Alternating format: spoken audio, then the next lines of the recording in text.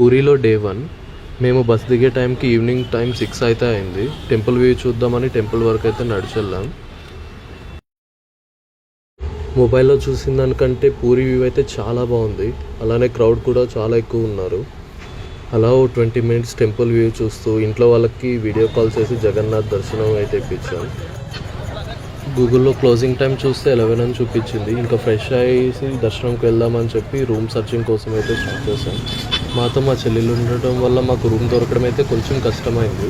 ఒక 2-3 హోటల్స్లో ఓకే అన్నారు, బట్ వాళ్ళు పర్ డే 3000 అయితే తీసుకుంటామన్నారు. మనం ఇక్కడ ఏ టైంకి చెక్ ఇన్ అయినా వీళ్ళు 1 నైట్ స్టేకి పర్ డే క్యాలిక్యులేట్ చేస్తున్నారు.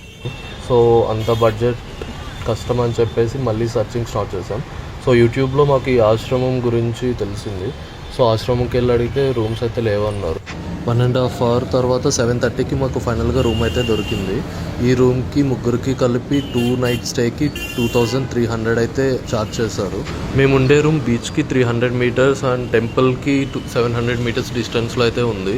ఈ రూమ్ ఓనర్ ఆంటీ వాళ్ళు అయితే చాలా బాగా రెస్పాండ్ అవుతారు. నేను నంబర్ డిస్ప్లే చేస్తున్నాను. రూమ్ అయితే నీట్గా ఉంది, బట్ గీజర్ అయితే లేదు.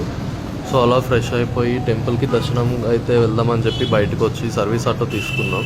సో ఆటోకి పర్ హెడ్ 20 రూపీస్ అయితే ఛార్జ్ చేశారు. ఈ ఆటో పర్సన్ ఈస్ట్ గేట్ భాగ్య ద్వార్ అని చెప్పి ప్లేస్లో డ్రాప్ చేశారు. ఇక్కడే మనకి టెంపుల్ వాళ్ళవి ఫ్రీ లాకర్ సర్వీస్ అనేది ఉంటుంది.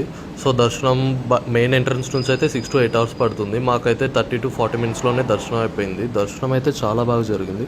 సో అలా బయటకు వచ్చి కొన్ని పిక్స్ తీసుకొని నైట్ బీచ్ వ్యూకి అయితే వెళ్ళాం. నెక్స్ట్ వీడియోలో Puri to Konark sun temple ఎలా రీచ్ అవ్వాలో చూపిస్తాను. జై శ్రీకృష్ణ.